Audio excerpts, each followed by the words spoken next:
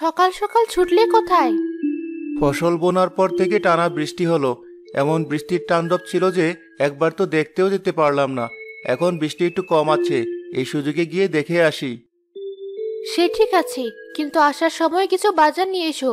ঘরে যা ছিল সব শেষ। টাকা তো কাছে নেই, দেখি ধার করে বা বাকিতে কিছু আনতে পারি কিনা।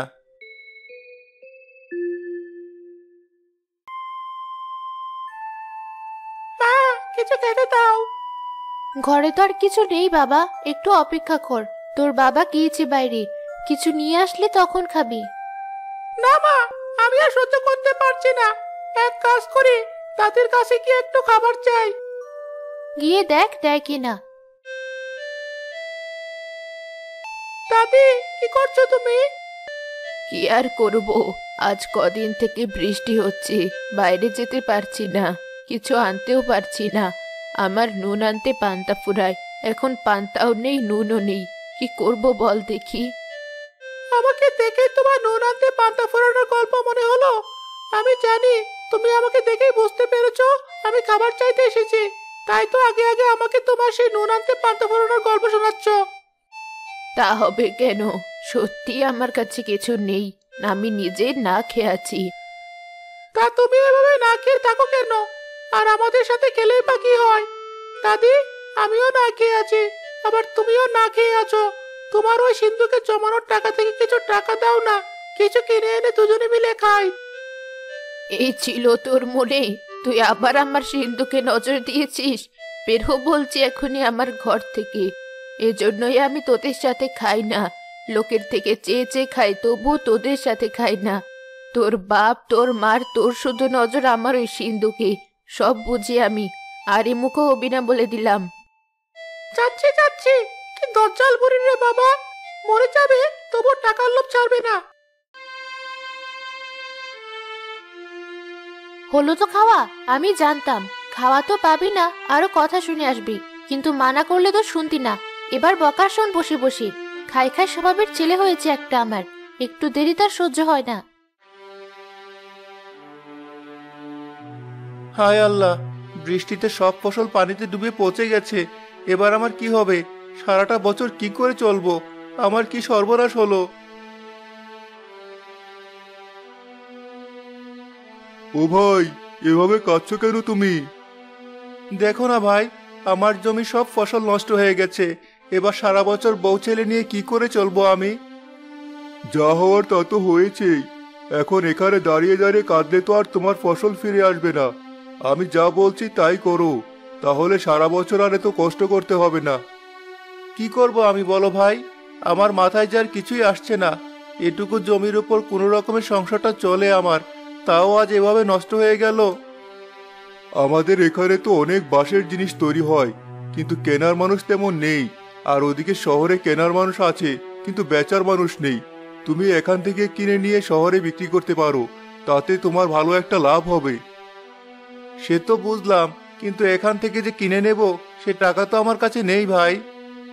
শুনেছি তোমার মায়ের কাছে নাকি অনেক টাকা জমানো আছে, তার কাছ থেকে কিছু টাকা নিয়ে এই কাজ শুরু করে দাও। আচ্ছা, আমি আসি, একটা দরকারি কাজে যাচ্ছিলাম আমি। ঠিক আছে ভাই, এসো। রাকিব ভাই যা বললো তা করা ছাড়া আমার আর কোনো উপায় নেই। কিন্তু মা কি আমাকে টাকা দেবে? বাড়ি গিয়ে কথা বলে দেখি কি করা যায়। এভাবে তো আর চলা যাবে না।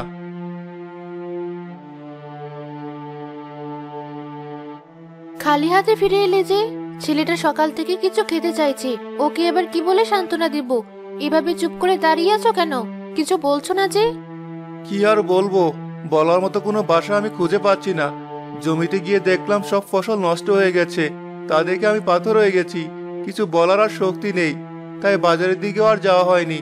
কি করে যাব বলো? কিসের ভরসায় যাব? বকেয়া হিসাবে যে কিছু আনবো তা পরিশোধ করব কি করে? তাই আর কিছুই নিয়ে আসিনি। তুমি এত চিন্তা করো না, উপরওয়ালা কিছু একটা ব্যবস্থা করে দেবেন। তুমি ঘরে গিয়ে বসো। বলছি, মায়ের কাছে কিছু টাকা চেয়ে দেখবো। দিলে তা দিয়ে বাঁশের জুড়ি আরো সব জিনিস কিনে শহরে নিয়ে বিক্রি করব। এছাড়া আর কোনো উপায় তো দেখছি না। সে না হয় ঠিক আছে, কিন্তু তোমার মা কি আর টাকা দেবে তোমায়? তুমি চলে যাওয়ার পর রাজু তার কাছে খাবার চাইতে গিয়ে সিন্ধুকে টাকার কথা বলেছিল, তাতেই সে খুব রেগে আছে। সে যাই করুক না কেন, আমি গিয়ে একবার চেয়ে দেখি।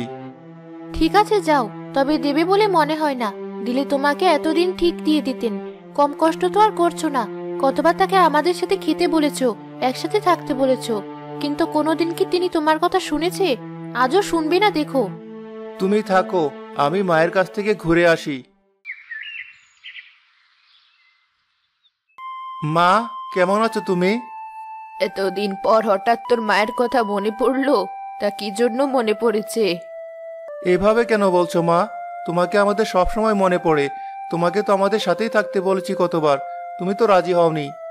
সে তো আর সাধে হইনি। গেলেই তো আমার ওই সিন্দুক খোলার বাহানা করবি তোরা। থাক সেসব কথা। এখন কেন এসেছিস সে কথা বল দেখি।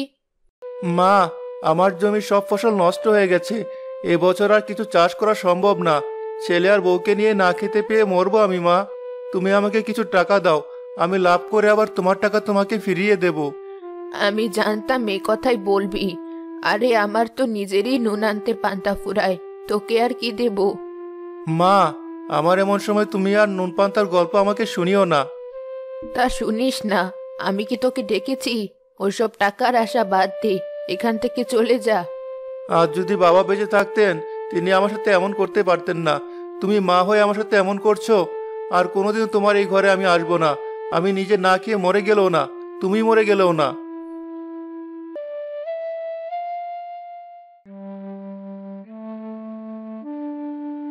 কেঁদো না, বলেছিলাম তো দেবে না।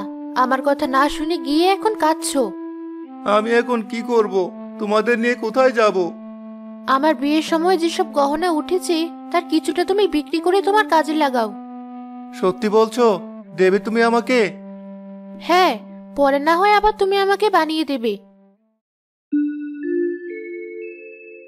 এই নাও গয়না, এগুলো বিক্রি করে যা টাকা হয় তাই দিয়ে শুরু করো।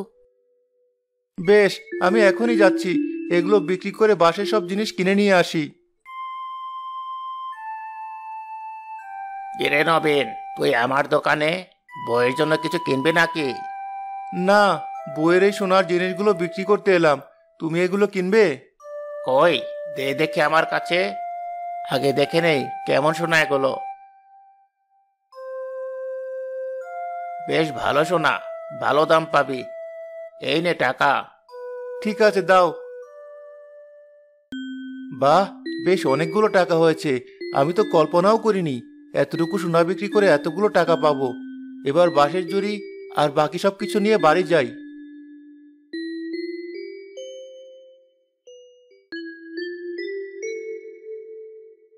তুমি এসেছো? এতগুলো জিনিস, এত টাকা কোথায় পেলে? নিয়ে গেলে তো ওটুকু সোনা। আর এসব বাজার আবার কেন? হ্যাঁ, আমিও বেশ অবাক হয়েছি। স্বর্ণকার বলল সোনাগুলো নাকি বেশ ভালো সোনা, তাই দামও দিয়েছে ভালো। তাই তো এতগুলো জিনিস কিনে আনতে পারলাম। আর আমার ছেলেটা না খেয়ে আছে। আমি যাব শহরে। তা তোমরা কি না খেয়ে থাকবে? এগুলো রান্না করে দুজনে খেয়ে নিও। হ্যাঁ, ওই গয়নাগুলো আমার মায়ের ছিল। নানি মাকে গয়নাগুলো দিয়েছিল। বেশ পুরনো সোনা, কোনো খাদ নেই এতে। খুব ভালো করেছো বাবা, আজ আমি মজা করে অনেক ভাত খাবো। ঠিক আছে, সবই তো হলো। এবার তাহলে আমি শহরের দিকে যাই। এগুলো আবার বিক্রি তো করতে হবে। বেশ, তাই যাও। বাবা, এগুলো বিক্রি করে আমার জন্য কিন্তু নিশ্চয়ই কিছু কিনে নিয়ে আসবে। হ্যাঁ, অবশ্যই নিয়ে আসবো। এবার তাহলে আমি আসি। ঝুড়ি নেবেন ঝুড়ি, সুন্দর সুন্দর ছোট বড় বাঁশের ঝুড়ি। ঝুড়ি নেবেন ঝুড়ি। আরে বাহ, ঝুড়িগুলো তো বেশ সুন্দর। কতদিন হলো এমন ঝুড়ি খুঁজছি, কিন্তু এই শহরে পাচ্ছি না। ভাই, এই ঝুড়ি কত টাকা? 70 টাকা আপা। আর এটা কত? এটা 50 টাকা। তবে আপনি দুটো নিলে 100 টাকায় দেব। ঠিক আছে, তাই দিন ভাই। খুব পছন্দ হয়েছে আমার। এমন জিনিস তো এই শহরে পাওয়াই যায় না।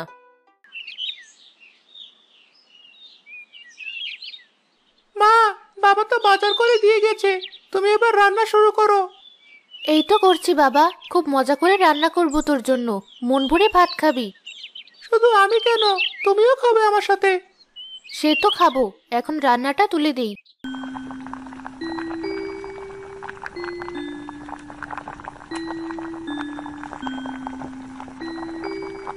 বাহ, কি সুন্দর গন্ধ বেরিয়েছে মা। মনে হচ্ছে খুব মজা হবে খেতে। হয়েছে, তোর আর বলতে হবে না। রান্না শেষ হোক, খেতে দেব। আমার সাথে চাটুকারিতা করতে হবে না।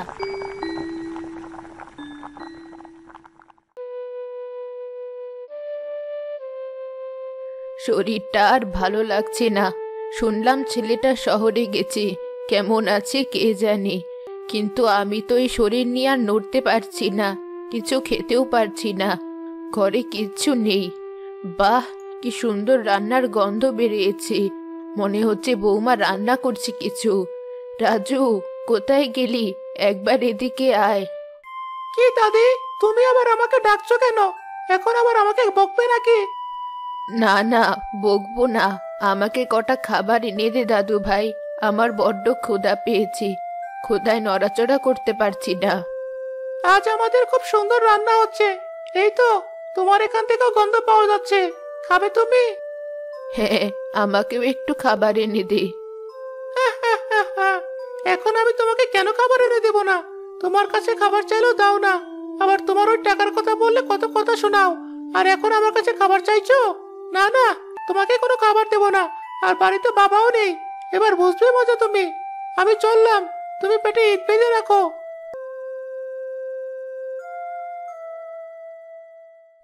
আমাকে কেউ বুঝলো না। আমি কাদের জন্য এসব জমা করে রেখেছি, কাদের জন্য সারা জীবন কষ্ট করলাম, কেউ বুঝলো না। যাক, না বুঝুক, আমার যত কষ্ট হোক, আমি আর কাউকে কিছু বলবো না।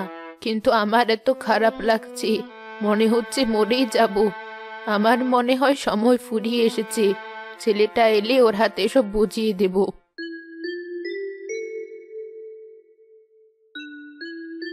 যাক, আল্লাহর রহমতে সব জমি বিক্রি করা শেষ। এবার বাড়ি ফিরে যাই। তুমি বাড়ি ফিরে এসেছো? হ্যাঁ, এসেছি। দাঁড়াও, মায়ের সাথে একটু দেখা করে আসি। মা, মা, এই দেখো আমি কত টাকা নিয়ে এসেছি। আমি তোর ফিরে আসার অপেক্ষাই করছিলাম। আমি চেয়েছিলাম তুই নিজে তোর বিপদ থেকে উঠে দাঁড়া। আমি জানি তুই কষ্ট পেয়েছিস, কিন্তু আমি তোকে কষ্ট দিতে চাইনি। এই নে, তোর বাবার রেখে যাওয়া সেই সম্পদ। না মা, আমি কোনো কষ্ট পাইনি। আমি তোমাকে খুব ভালো করেই চিনি। এ কি মা, তুমি এমন করছো কেন? মমতা, দেখো মা কেমন করছে। বাবা, দাদিকে এখনই কিছু খাওয়াও। দাদি আজ কদিন থেকে কিছু খায় না, তাই হয়তো এমন করছে। এই নাও মা, মা খাও। তোমাকে আর এভাবে আমরা থাকতে দেব না। এখন থেকে তুমি আমাদের সাথে থাকবে, আমাদের সাথে খাবে। ঠিক আছে বাবা, তাই হবে। আমি এই দিনের অপেক্ষাই করছিলাম।